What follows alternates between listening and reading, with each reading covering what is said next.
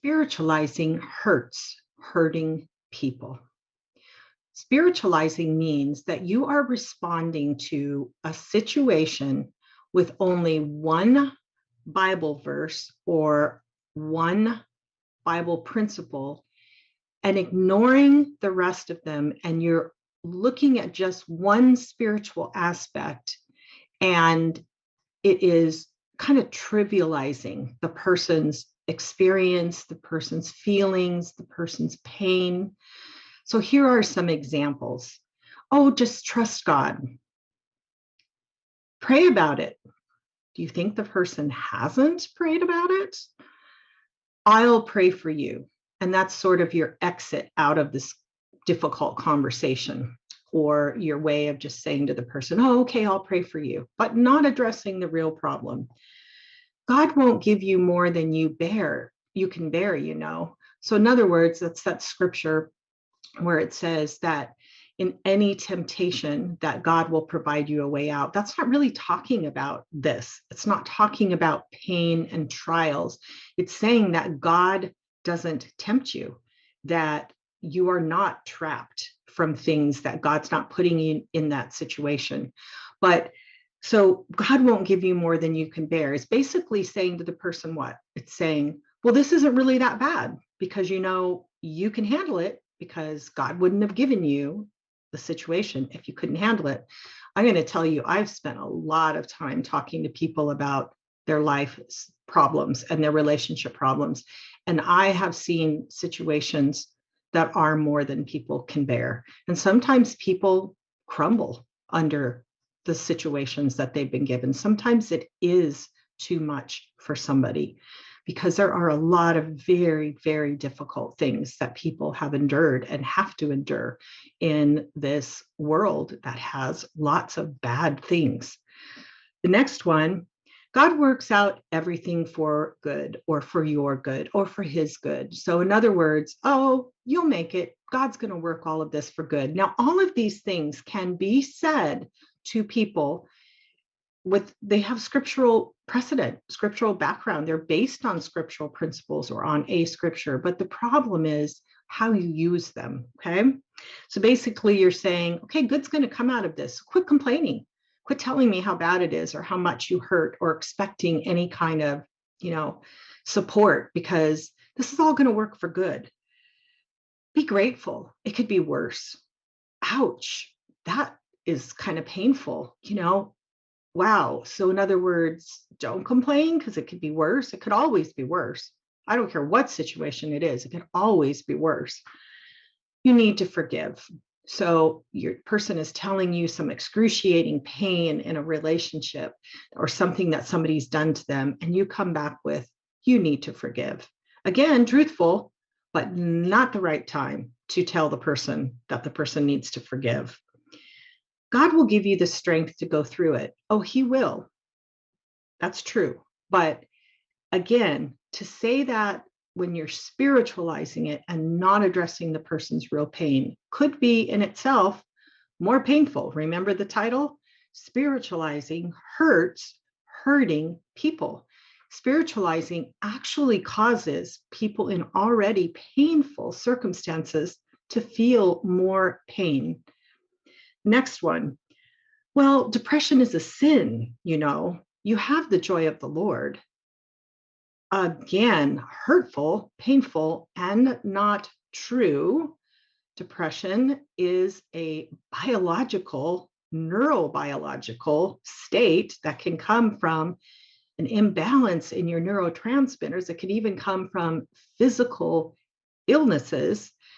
So it's not true. And people don't always feel joy when they, quote unquote, should be feeling the joy of the Lord. Sometimes they're in some really deep, dark valleys. Think of David in the Psalms saying, where's my hope? I don't have any hope. I'm like destitute. I want to die. This is horrible. Feel like God's, doing all these bad things to me. There's all kinds of things. I hope my enemy dies. These are times that even Bible giants have gone through. Next one. You aren't stressed, you're blessed. So kind of discounting that person's feelings, that person's experience. If the person says they're stressed, they're stressed. And no matter how many blessings they have in the midst of that, if they're feeling stressed, that's real for them. The next one, be content in everything. Again, scriptural, but not appropriate. Be content in everything means you need to just get over it. Be content in this situation. Again, the person is not telling you about it for you to come back with a platitude. With spiritualizing, that causes more pain. God will provide all your needs. Yes, but sometimes in different ways than we think we need. Sometimes we still experience great lack of our needs. Sometimes it's going through a very dry, dark season. So again, hurting that person by just saying, pretty much be quiet. I'm done with you. God's going to take care of it. Don't worry about it. But I'm going to walk away and not think about what I might need to do because God's got you. God's going to take care of it. And the next one, it must be God's will. Remember Job with his really useless friends that kept saying things to him like that, like, oh, Job, you must have sinned. You must have done something really, really bad to bring all this stuff on you and into your life. Like, come on, Job, what was your sin? Remember they kept saying that? Again, not helpful, not accurate necessarily, right? So who knows? Lots of things happen to us. Yes. Do they filter through God's permissive will? Yes. But are we affected by sinful people in a sinful world? Absolutely. And again, not helpful. Spiritualizing minimizes the person's pain by responding with a simple answer that appears to care without taking the time to understand what the person needs or what the person is going through. It basically tells the person, I don't really care. I'm kind of done with you. This is my one response to your whole problem.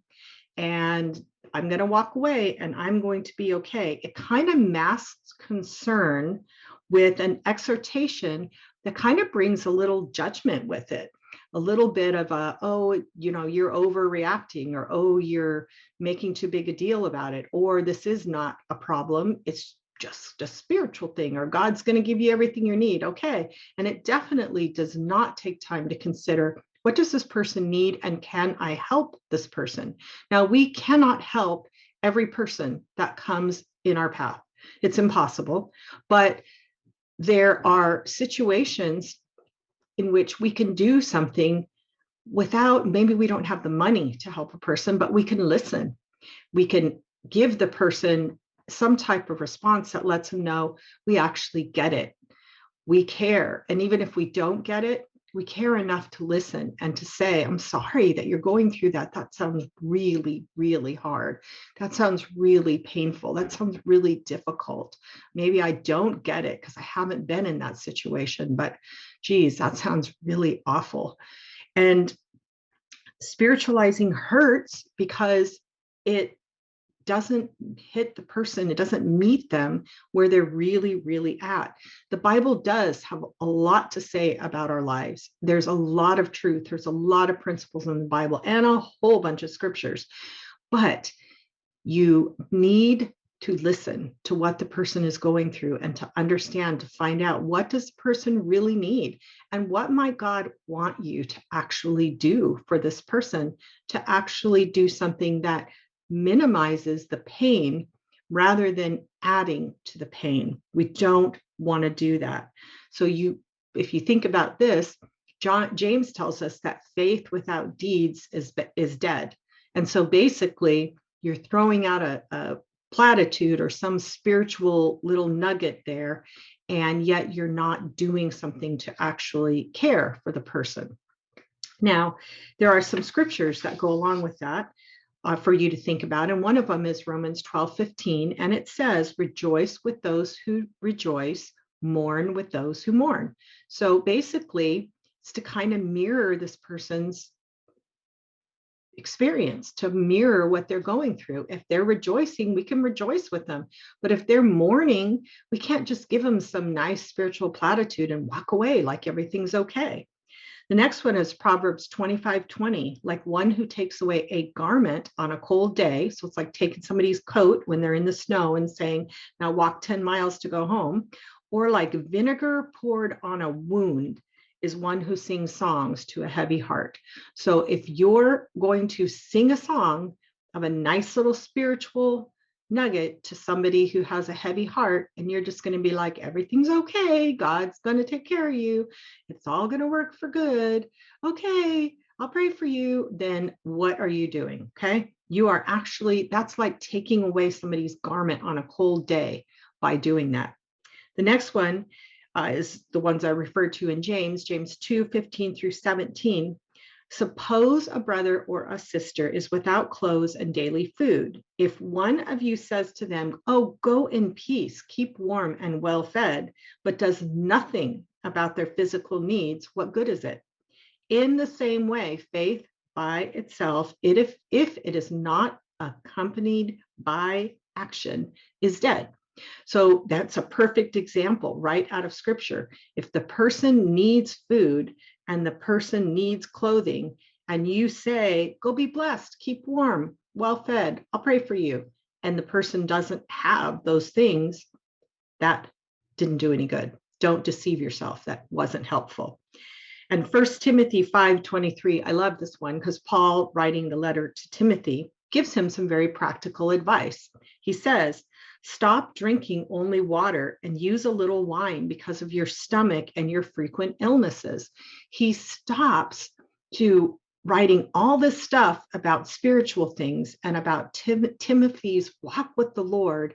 And he addresses something really real, like just like we would in our relationships today. And he just says, okay, you've got some stomach problems. Go ahead and drink this wine, which was very watered down back then, very, very low alcohol. But he says, this might help your stomach. Okay, so it's not, I'll pray for your stomach. God will make your stomach better, or God is giving you these stomach problems. He's going to work everything for good. But you know what, Timothy? No. How about try this? Okay, so he is attending to Timothy's real need. So Scripture has a lot of ways of responding to people's problems, and spiritualizing it at the wrong time in the wrong way and not addressing a person's real needs is actually hurtful. Don't spiritualize and hurt hurting people more than they're already hurting. Thank you for watching this video on Change My Relationship. I hope that you will check out my website and that you will look at the studies and books and other materials that I have for you. This is my book, Change My Relationship, 365 Daily Devotions for Christians in Difficult Relationships. It will give you all kinds of scriptural truths and really help you to navigate those difficult relationships. Thank you for watching. God bless.